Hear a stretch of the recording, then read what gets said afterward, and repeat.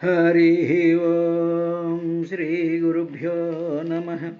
భ్రమరాదుర్జనమిత్ర ముట్టకొము మా పదాబ్జముల్ నగర ప్రమదాళీ కుచ కుంకుమాంకిత లసత్ ప్రాణేశదామ ప్రసూన మరందారుణితాన మండవగటున్ వగుటన్ నాథుండు మన్నించుగాక మమున్నిపుచు పౌరకాంతల శుభాగరంబులన్ నిత్యమున్ ఒక పువ్వందలితేనె ద్రావి మధుప యుత్సాహివై నీవు వేరొకటిం పొందెడి భంగి మమ్మధర పీయూషంబునందేల్చి మా అకలంకొజ్వల యౌవనంబుగొని అన్యాసక్తుడయ్యన్ విభుండకటాయతనికెట్లు దక్కె సిరి మిథ్యాకీర్తి నమ్మెంజుమీ. భృంగా కృష్ణుడు మంచివాడనుచు సంప్రీతిన్ ప్రసంగించెదే సంగీతంబుననేము పొక్కుదుమే తచ్చరిత్రముల్ వింతలే అంగీకారము కావు మాకు పురకాంతాగ్రప్రదేశంబులన్ సంగీతంబునరింపు వారిడుదురు రోజన్నీకు నిష్ఠార్థముల్. కాంచనరత్న సంఘటిత సౌధంబులే మా కుటీరంబులు మాధవునకు వివిధ నరేంద్ర సేవిత రాజధానియే మా పల్లెయదు వంశమండనునకు సురభి పదపలతా శోభితారామమే మారణ్యము సింహమధ్యమునకు కమనీయ లక్షణ గజతురంగంబులే మా ధేనువులు కంసమర్దనునకు రూప విభ్రమ నైపుణ రూఢలైన మగువలమెమేము మన్మధునకు ఏల చింతించుమము కృష్ణుడు ఏల తలచు పృథివి నధిపులు నూతన ప్రియులుగారే. జపదానవ్రత హోమ సంయతమ స్వాధ్యాయ ముఖ్యంబులన్ నిపుణుల్ కొరియు ఏ విభున్మనములో నిల్పంగలేరు అట్టి సద్విపులాకారునిపై మహామహిముపై విశ్వేశుపై మీకు అజస్రపటు ధ్యానములిట్లు నిల్చునే భవచ్చరిత్రముల్ చిత్రముల్. హరి ఓం శ్రీ గురుభ్యో నమ.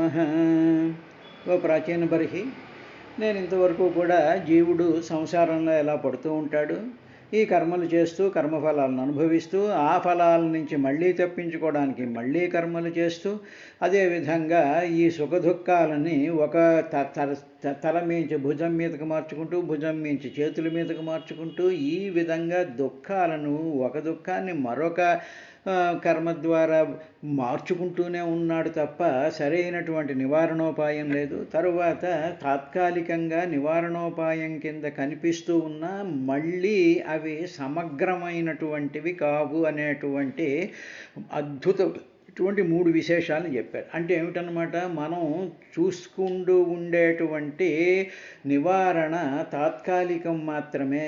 ఉదాహరణకి ఇల్లు లేదనుకోండి, ఎవరికైనా ఇల్లు లేదంటే వెంటనే బాబు మాకు ఇల్లు కావాలండి అని చెప్పి ఏదో అప్పో సొప్పో చేసేసేసి ఓ ఇల్లు కట్టుకుంటాడు. కట్టుకున్న తర్వాత అమ్మయ్య అని చెప్పి ఆ సుఖాన్ని పొందుతాడు.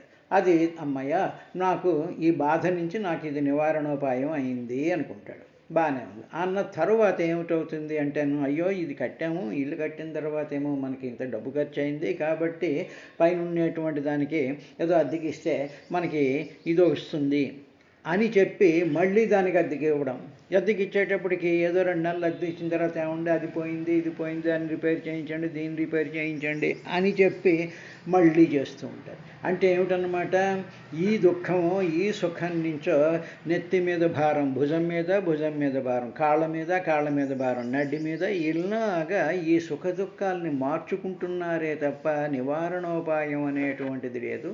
తర్వాత ఇది సమగ్రంగా లేదు అనేటువంటి విశేషాన్ని చెప్తున్నాడు. తర్వాత ఈ కర్మ ఆ కర్మను తయారు చేయించి, ఆ కర్మ మరో కర్మను తయారు చేయించి, ఈ విధంగా కర్మలలో పడిపోతూ ఉండడం అనేటువంటి దానివల్ల సంసారము అనేటువంటి స్థితి ఏర్పడి, ఆ సంసారం వల్ల జన్మ పరంపరలు ఏర్పడుతూ ఉన్నాయ్యా, ఇది స్థూలంగా జరిగేటువంటి విశేషము అని చెప్పిన తర్వాత ప్రాచీన బర్హి బాగానే ఉందండి, అంతా అనలైజ్ చేశారు ఇదంతాను, కానీ దీనికి ఏదైనా శాశ్వతమైనటువంటి సమగ్రమైనటువంటి సంసారంలో పడకుండా ఉండేటువంటిది ఏదైనా ఒకానొక మెకానిజం ఉందా అని అడిగాడు. అడిగేటప్పటికీ 36వ శ్లోకంలో భక్త్యా పరమయా గురౌ సంసృతిస్తద్వ్యవచ్ఛేదో, ఈ సంస్కృతి సంసారం నుంచి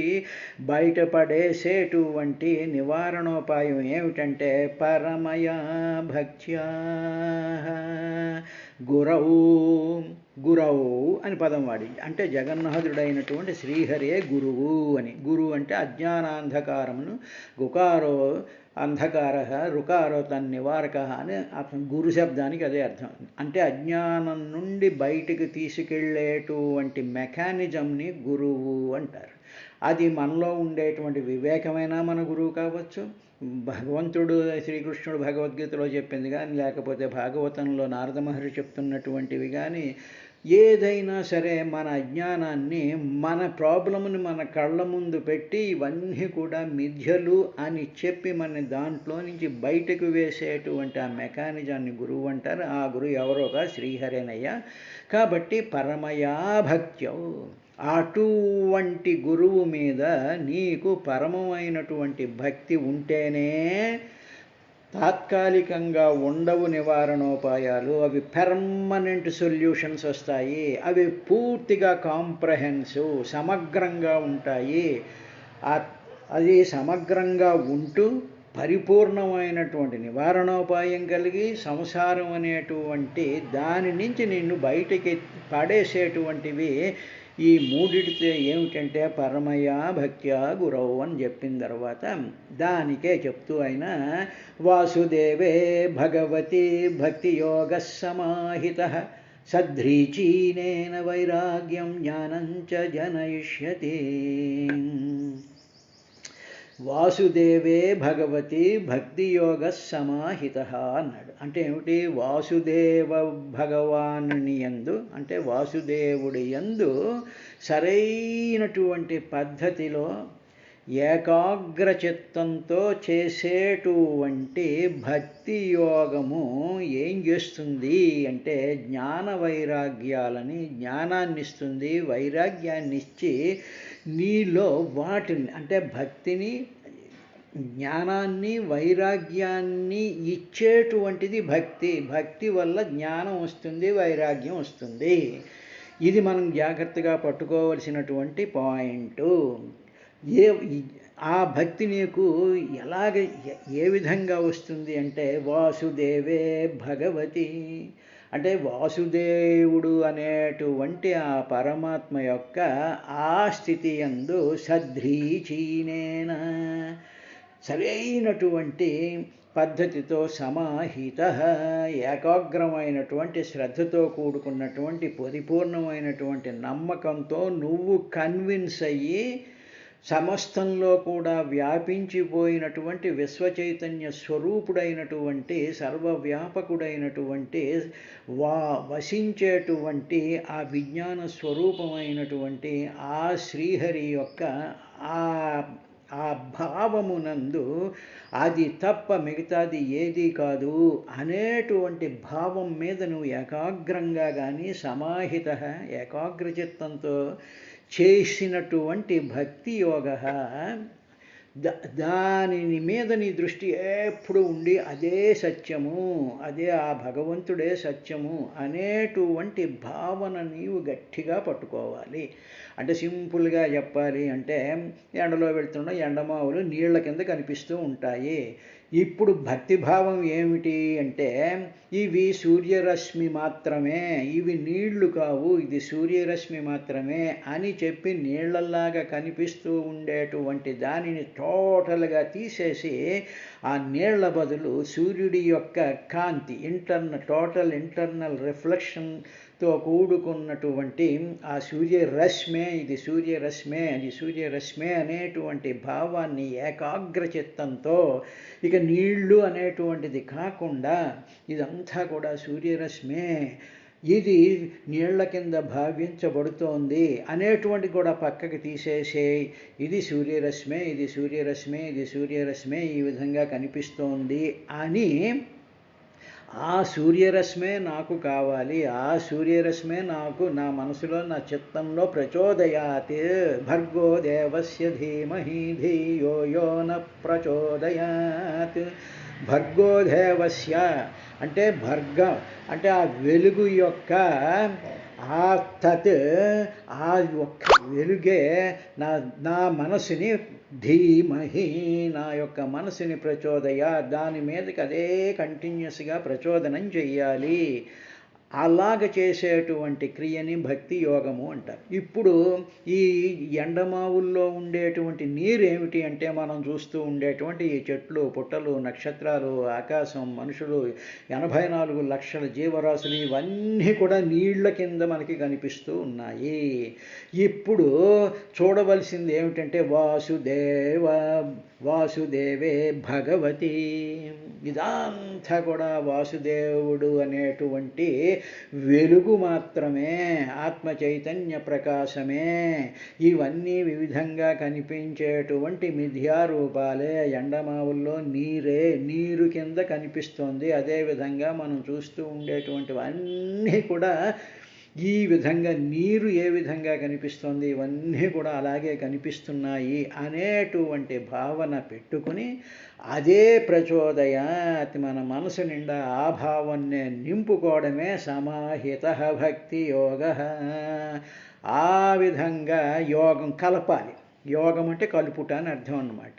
అంటే ఏమిటి, ఇదంతా నువ్వే స్వామి, నువ్వు ఈ విధంగా ఉన్నావు, నా మనసులో ఈ డిఫరెన్సెస్ రానివ్వకుండా నీ యొక్క దివ్యమైనటువంటి తేజస్వరూపం కింద నువ్వు కనిపిస్తూ ఉండాలి.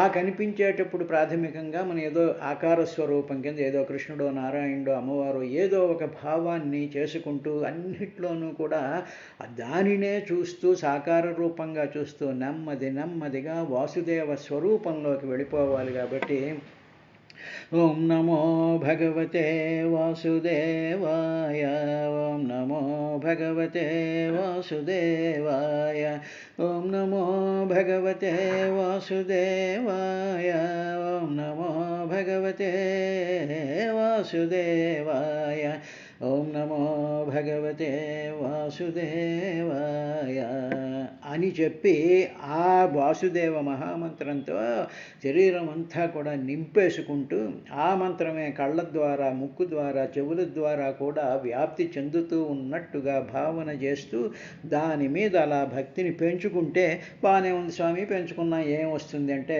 జ్ఞానం వైరాగ్యం జనయిష్యతి, అప్పుడు నీకు జ్ఞానం వస్తుంది. ఇంతవరకు అజ్ఞానంతో ఇవన్నీ నిజం అనుకుంటున్నావుగా, ఆ అజ్ఞానం పోతుంది, అంతా కూడా వాసుదేవమయమే అనేటప్పటికి నీకు అసలైనటువంటి జ్ఞానం వస్తుంది. దానితో వైరాగ్యం వస్తుంది. అంటే ఇది నాది, నేను పొందాలి అంటే ఏం కామక్రోధ లోభ మోహ మదమశ్చర్యాలు ఆ తర్వాత ఇవన్నీ నేను నాది అనేటువంటి అవి పూర్తిగా నివారించబడి ఏమిటి వస్తుందంటే వైరాగ్యం వస్తుంది. ఇదంతా నీదే, నువ్వే ఈ విధంగా కనిపిస్తున్నావు, ఇన్క్లూడింగ్ మై బాడీ, నా శరీరం, నా ఆలోచనలు, నాలో కలిగేటువంటి దుఃఖాలు, నాలో కలిగేటువంటి సుఖాలు ఇవన్నీ కూడా నీవేనయ్యా.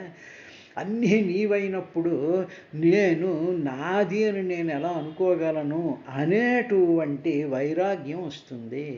వైరాగ్యం అంటే ఏమిటంటే ఏదో కాసేపు పెళ్ళం మీద కోపం వచ్చేసేసి ఎక్కడికో సన్యాసం సేకరించి ఇటువంటి పనికిరానటువంటి వైరాగ్యాలు కాదు. కాబట్టి ఇటువంటి వైరాగ్యం కబుర్లు కాదు, భక్తి మనలో పెరిగినప్పుడు జ్ఞానం వైరాగ్యం వస్తుందయ్యా. అందువల్ల వాసుదేవే భగవతి భక్తి యోగ సమాహిత, భక్తియోగ సమాహిత, అది కండిషన్. అంటే నీ మనసుని స్థిరంగా ఏకాగ్రంగా నీ మనసు బుద్ధి చిత్తం అహంకారాన్ని ఇదంతా కూడా వాసుదేవమయము అనేటువంటి భావనని నీవు దృఢపరుచుకుంటూ ఉంటే అనన్య మమత విష్ణౌ ప్రేమ సంగతౌ భక్తిరిత్యభిధీయతే అనేటువంటి స్థితిలోకి నువ్వు వెళ్ళినప్పుడు ఈ రెండు కలుగుతాయా అని చెప్పి ఆయన చెప్పాడు. అంటే మనకి భక్తి ఉంది, నేను భక్తుణ్ణి అని అనుకున్నటువంటి వాడికి మొట్టమొదట సర్వ ప్రపంచ జ్ఞానము కూడా మొట్టమొదటి వస్తుంది. తర్వాత దేని మీద కూడా ఆసక్తి అంటే నాకు ఇది కావాలి, నేను ఈ పని చేయాలి, నేను భోగించాలి, కొత్త పూజలు చేయాలి, కొత్త ఫోటోలు చేయాలి, ఇంకా వాళ్ళు రాలేదేమిటి వీళ్ళు రాలేదేమిటి అని చెప్పేసేసి అందరి కోసం ఎదురు చూస్తూ ఉండేటువంటి పనులు, తర్వాత మనం చేసేటువంటి కర్మలు, అందులో వచ్చేటువంటి ఫలాలు, ఇవన్నీ కూడా అజ్ఞానంతో వచ్చినటువంటి కర్తృత్వ భోక్తృత్వ భావం నుంచి వస్తాయి. కానీ అసలైనటువంటి భక్తి ఉన్నప్పుడు దేనితోనూ సంబంధం లేకుండా సర్వము విష్ణుమయం జగతే, ఏది విన్నా ఏది చూస్తున్నా ఇదంతా కూడా భగవంతుడు చేస్తూ ఉండేటువంటి శబ్దమే, వాసుదేవే అంటారు. అంటే దానికే మామూలుగా పెద్దలు చెప్పినటువంటిది ఏమిటంటే ఒక కుక్క అరుస్తుంది అనుకోండి, కుక్క యొక్క స్వరూపం మనకు కనిపిస్తూ ఉంటుంది, అది భౌ భౌ భౌ ఉంటుంది. అంటే ఏమిటి ఆ భౌ భౌ భౌ అనేటువంటిది కూడా భగవంతుడే ఆ ఆకృతిని దాల్చి ఆయా శబ్దాలు అలా చేస్తున్నాడు. అంటే ఏమిటి ఆ ఆ జీవులు చేస్తున్నటువంటి కర్మలు కూడా భగవంతుడే, అది వాసుదేవే భగవతి అంటారు. అది దానినే వాసుదేవోపాసన అని చెప్తూ ఉంటారు. ఆ వాసుదేవోపాసన వల్ల జ్ఞానం వైరాగ్యం వస్తుందయ్యా. ఈ రెండు ఎప్పుడైతే వచ్చాయో అప్పుడు మాత్రమే నీకు నీ నివారణ తాత్కాలికం కాదు, అది పెర్మనెంట్ నివారణ అవుతుంది. తరువాత అది పరిపూర్ణంగా అవుతుంది, అసమగ్రం కాదు సమగ్రమైనటువంటిది అవుతుంది. అప్పుడు నీవు సంస్కృతి వ్యవ్యచ్ఛేద, ఈ సంసారం నుంచి బయటపడతావు అని చెప్పి భక్తి యొక్క ఇంపార్టెన్స్ని, భక్తి యొక్క భావం అంటే అది అంతే తప్ప 4 ప్రదక్షిణలు, 3 కొబ్బరికాయలు, 6 పూజలు, అమ్మవారికి పట్టుబట్టలు పెట్టడాలు, ఆ తర్వాత ఏమో ఫోటోలు తీసుకుంటూ ఉండడాలు, ఈ కబుర్లు ఆ కబుర్లు, ఇదంతా భక్తి కాదండి. ఇదంతా ఒక రకమైనటువంటి యాక్టివిటీ, కాలక్షేపం. ఏదో కాలక్షేపం చేసుకుంటూ అమ్మయ్య ఈ వేళ గడిచిపోయింది, ఇంక మళ్ళీ రేపేమిటి, దీన్ని భక్తి అనరండి. భక్తి అంటే ఇది నారదుడు ప్రాచీన బర్హి చెప్పినటువంటి విశేషం. ఇది అయిన తర్వాత సోచిరాదేవ రాజర్షే స్యాదచ్యుత కథాశ్రయ శృణ్వత శ్రద్ధదానస్య నిత్యదా స్యాదధీయత.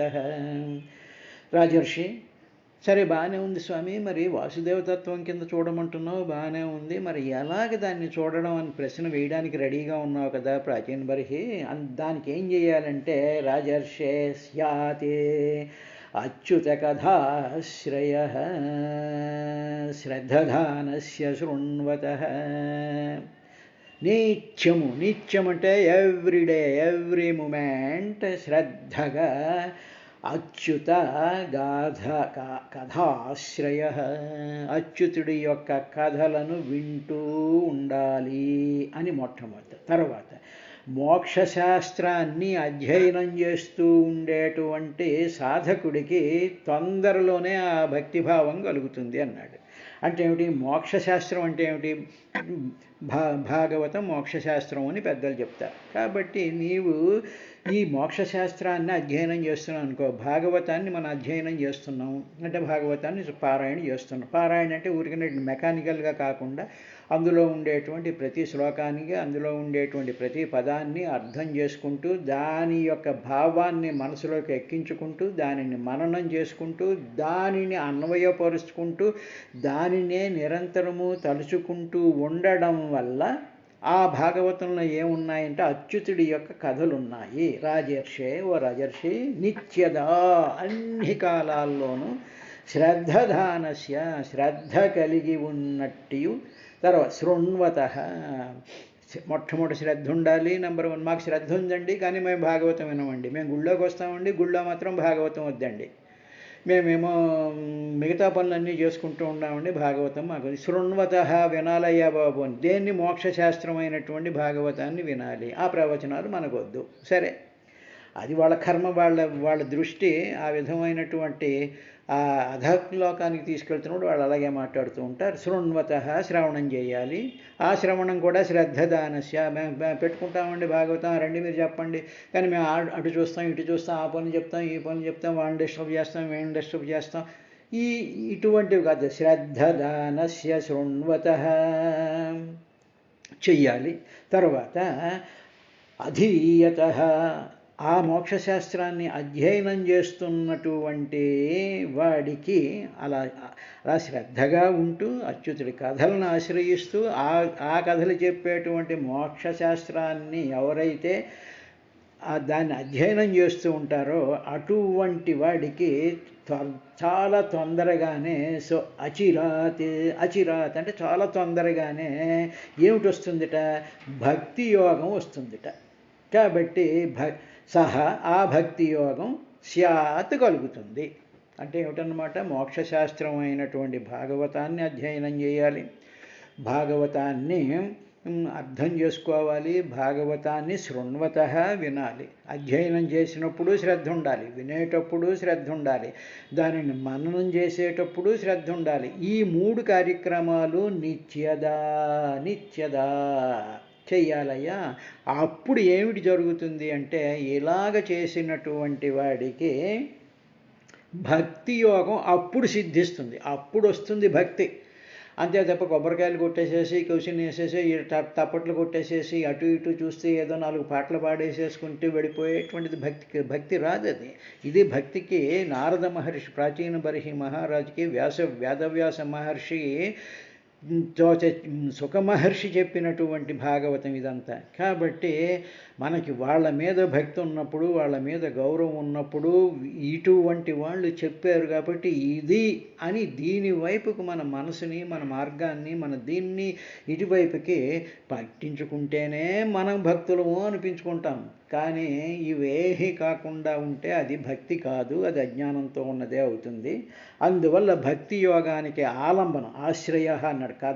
అచ్యుత కథాశ్రయ, ఆశ్రయం పొందడం అన్నమాట. అంటే ఏమిటి?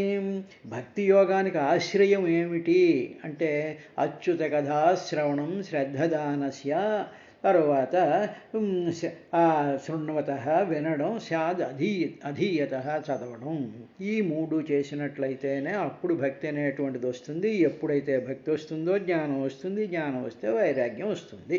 ఇది అయిన తర్వాత యత్ర భగవత రాజన్ సాధవో విశదాశయా భగవద్గుణానుకథన శ్రవణ వ్యగ్రచేతసః తస్మిన్ మహాన్ముఖరితా మధుభిశ్చరిత్ర పీయూషశేషసరితః పరితస్రవంతి తాయే పిబంత్య వితృషో నృపగాఢకర్ణైః తాన్న స్పృశంత్య శనతృద్భయ శోకమోహాః. తర్వాత ఓ రాజా, పరోపకార పరాయణులు, తర్వాత అందరికీ ఉపకారం చేయాలి అనుకునేటువంటి వాళ్ళు, మంచి స్వచ్ఛమైనటువంటి కుళ్ళు కుసిద్ధాలు ఏ విధం లేనటువంటి అంతఃకరణ కలిగినటువంటి వాళ్ళు, అటువంటి వాళ్ళు భగవద్భక్తులు ఉంటారు. ఈ క్వాలిటీస్తో ఉండేటువంటి భగవద్భక్తులు ఏం చేస్తూ ఉంటారంటే, భగవానుని గుణకీర్తనను వినాలి, భాగవతం వినాలి, అందులో చెప్పినటువంటి కథల్లో ఉండేటువంటి రహస్యం ఏమిటి, దానిని మనం ఎలా అన్వయించుకోవాలి, దానిని ఏ విధంగా మనం ప్రేమతో ఉండాలి, దానిని ఏ విధమైనటువంటి ఆకర్షణకు లోనయ్యి దానిని ప్రేమించాలి అనేటువంటి వాళ్ళు వాటిని వినడానికి తొందరపడుతూ ఉండేటువంటి మనసు ఉంటుందయ్యా వాళ్ళకి. వాళ్ళు ఎక్కడైతే ఉంటారో అక్కడ అటువంటి భక్తులు, ఎవరి మనసు అయితే హరి యొక్క గుణకీర్తనను వినాలనుకుంటారో, ఎవరైతే భాగవతం వినాలనుకుంటారో, ఎవరైతే భాగవతాన్ని మననం చేయాలనుకుంటూ ఉంటారో, వాళ్ళు ఎక్కడైతే ఉంటారో అక్కడ మహాత్ముల చేత కీర్తించబడినటువంటి శ్రీహరి, అక్కడ ఆ శ్రీహరి యొక్క చరిత్ర, శ్రీహరి యొక్క ఆ ప్రభావం అక్కడ వరదలై పారుతూ ఉంటుంది. కాబట్టి ఓ మహారాజా, ఆ అమృతాన్ని ఎవరైతే కథాశ్రవణమందు, ఆ కథలు వినడం ముందు నిగ్నమై ఉన్ని ఉంటారో ఉంటూ ఎంత వింటున్నా ఇంకా తృప్తి లేకుండా ఇంకా కావాలి ఇంకా కావాలి ఇంకా కావాలి అని చెప్పి ఎవరైతే పానం చేస్తూ ఉంటారో అటువంటి వాళ్ళ దగ్గరికి ఆకలి తప్పులు కానీ భయం కానీ దుఃఖం కానీ వ్యామోహం కానీ అటువంటివి ఏవీ చేరవు. ఇప్పుడు ఇక్కడికి వచ్చేటప్పటికి చూడండి, ఆకలి, దప్పిక, భయం, దుఃఖం, వ్యామోహం అనేటువంటివి ఉన్నాయి చూసారా. ఇవి 5 కూడా ప్రతి మానవుడిని పట్టి పీడించేటువంటివే. ఆకలి వేస్తుంది, దప్పికేస్తుంది, భయం వేస్తుంది, దుఃఖం వస్తుంది, వ్యామోహం కలుగుతుంది, సుఖాలు వస్తూ ఉంటాయి, ఇవన్నీ కలుగుతూ ఉంటాయి. ఇవి మనకి సమస్యలు. కాబట్టి ఆకలి సమస్య, దప్పిక సమస్య, భయం సమస్య, రోగం వస్తే భయపడిపోతూ ఉంటాం, అవి కావాలి ఇవి కావాలి అనేటువంటి వ్యామోహాల్లో పడిపోతూ ఉంటాం. ఈ వ్యామోహాల్లో కర్మలు చేస్తూ ఉంటాం, కర్మల నుంచి రకరకాలైనటువంటి ఫలాలు అనుభవిస్తూ ఉంటాం, ఆ ఫలాల కోసం మళ్ళీ కర్మలు చేస్తూ ఉంటాం. ఇవన్నీ కదా మనకి ప్రాబ్లమ్స్. సో ఈ సమస్యలన్నీ పోవాలి అంటే ఏం చేయాలి అంటే ఆ భగవంతుడి యొక్క కథలను వినాలి, భాగవతం వినాలి, దాని మీద భక్తి కలిగి ఉండాలి, వాసుదేవే భగవతి భక్తి యోగ సమాహిత అయి ఉండాలి. అప్పుడే జ్ఞానం వైరాగ్యం వస్తుంది అనేటువంటి విషయాన్ని చెప్పాడు. రేపటి కార్యక్రమంలో ఇంకా ఏం చెప్పాడు నారద మహర్షి అనేటువంటి విశేషాన్ని చూద్దాం.